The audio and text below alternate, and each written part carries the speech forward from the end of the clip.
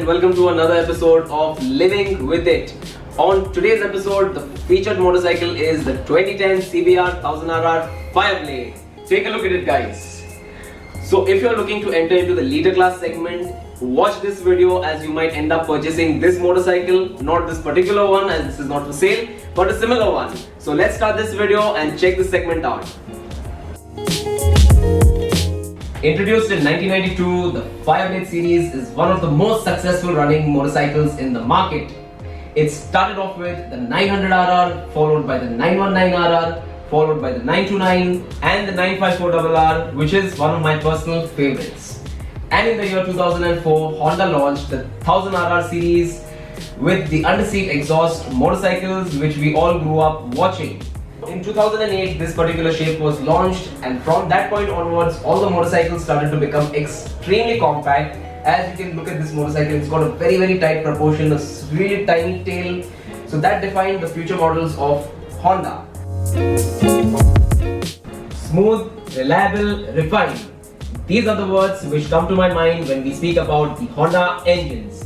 Now, this particular one has got a 999cc inline 4-cylinder engine, which delivers an output of 175 bhp at 115 Nm of torque at 8500 RPM. Now the power delivery is extremely linear, the power is really manageable and usable. You can almost call it a user-friendly superbike. Under 6,500 RPM, the power is very easy to put down, but post that, it shows you that it is a real leader class motorcycle and can be a handful if you are new. So the engine is mated to a 6-speed closed ratio gearbox. It also comes with a slipper clutch and the gear shifting is beautiful, shifts seamlessly, very slick, no problem at all. She weighs in at about 210 kgs, fully fueled up, which is on the heavier side, but Honda has done an excellent job of mass centralization, which means the weight is lower down in the motorcycle. Also, a lot of parts are made with aluminium and not steel, so the bike feels like a 150 kilo motorcycle. Now the weight in turn combined with the mass centralization reflects on the handling of the motorcycle, and I could tell you hand on heart, this is one of the best handling motorcycles out there in the market.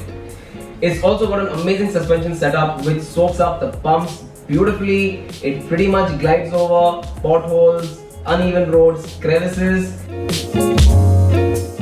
Up front we've got a dual disc setup, which is a 320mm floating disc brake, and at the back we've got a single disc, which is a 220. Now in 2010, Honda launched the CBR with the ABS, and fortunately this particular one comes with ABS. So guys, braking front, the brakes are fantastic, stops on a dime, really satisfied, no complaints about the brakes. So now it's time to introduce the owner of this motorcycle on popular demand, Samarth Saxena. Samarth, good. You're a very popular guy because a lot of my viewers wanted to see you on the channel, and here he is, guys, with his beautiful Fireblade. So I'm sure you're aware of how this segment works. Yes, completely. So let's start living with it. I'm going to ask you a few questions. Let's start by how long have you owned this motorcycle for? So I've had this motorcycle for around 8 months and I've clocked around 8,000 kilometers on this. So yeah. Quite a lot of kilometers in 8 months. It's almost 1,000 kilometers a month. So by the way guys, Samarth, you're a very lucky guy because I knew the previous owner of this motorcycle and this motorcycle was very well kept. So he's got himself a really nice little motorcycle. Actually not little, it's a big bike, but it looks little in front of him. So next question is, why did you buy the CBR 1000RR Fireblade? So I went for the CBR as I researched about it, and I saw that it's a very good beginner's leader class motorcycle.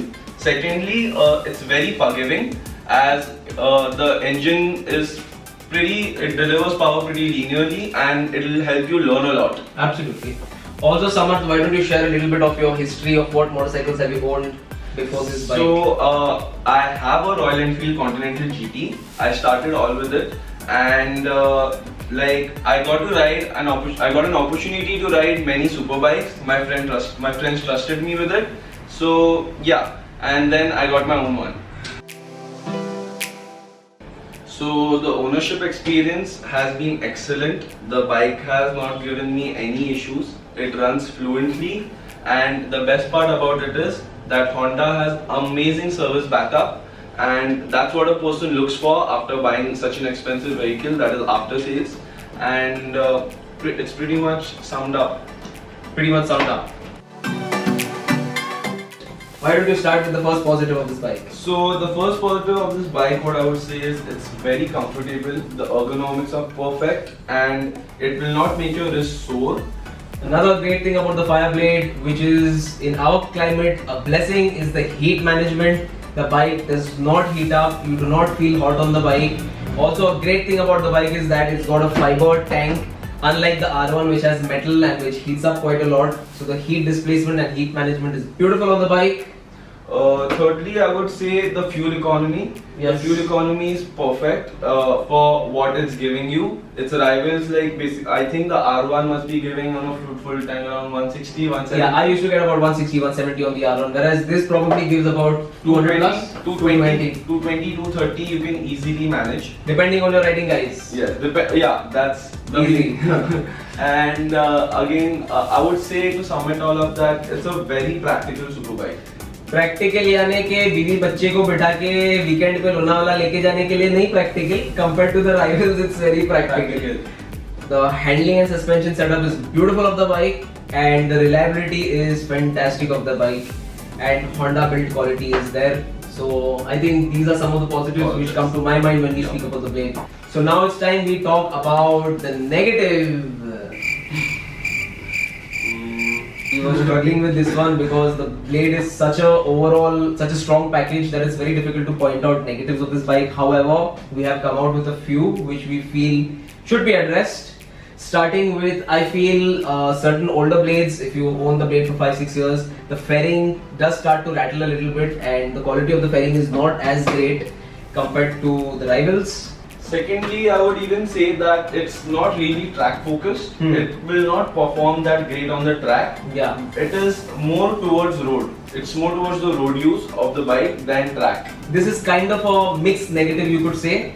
What I would like to elaborate on that is, compared to the rivals, it feels a little underpowered, maybe to the R1, maybe to the Gixxers. But then again, it's not always a bad thing to have a little less power. Yeah. One more ownership issue what I personally faced was that I found out, I read on the forums as well, that blade has oil eating issues. That was a manufacturing defect by Honda. So the bike tends to eat up oils. It will not eat up at a very large amount, but you need to occasionally top up. Yeah, you need to occasionally top it up. So that sums up the negatives of this motorcycle. So I start here from the front. So I have this fork protectors over here. Then I added a zero gravity double bubble windscreen. Then I have frame sliders, that is to protect the bike in case of a crash. Then even this is to save the fairing. Then I come here to the exhaust. I have a Leo Vinci GP slip-on and tail tidy. Here the tail tidy, and I have aftermarket indicators. And I even have spools so that you can put the bike easily on the paddock. Absolutely. So the basic service is basically done at around 6,000 kilometers or 6 months, whichever comes earlier. And I feel it's pretty reasonable. I get the service done for like 6,500 At the company? At the company, which is pretty reasonable if you're owning a 1000cc bike. And what about the parts? Availability of the parts? The parts availability is also pinpoint perfect. Like whatever you would expect from a company, that's what Honda uses. So good support and relatively very easy and pocket friendly to maintain this bike. Yeah. So let's talk about the buyer's advice of this motorcycle. This particular one is a 2010. A similar model would cost something around in the range of 8.5 lakhs. Again, depending on the bike, depending on the accessories. When you're going to purchase the motorcycle, make sure you check the fairing properly, nothing is loose, nothing is rattling, and also get a nice mechanic with some experience and ask him to check the bike thoroughly before putting in your money. Alright, so it's that part of the segment where I have to ask the owner, can I take this bike for a ride? Definitely. Alright, so we got the key, let's take it for a ride.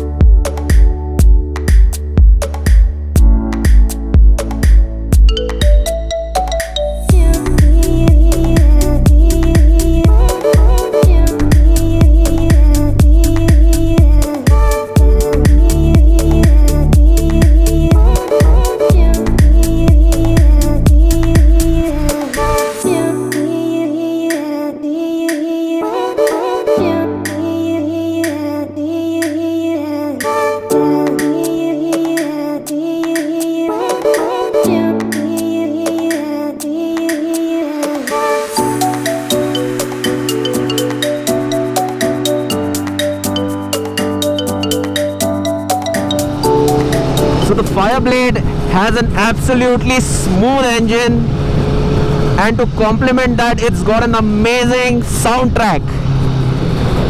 This particular one which I'm riding has got a Leowin's megaphone exhaust to amplify that soundtrack, and boy is it a monster of a sound. Just hear this. Superb sound. Also guys, she's one of the most easiest motorcycles to handle, and right here as you can see, I'm just playing around with the handling. The compact size of the Fireblade makes it really easy to handle.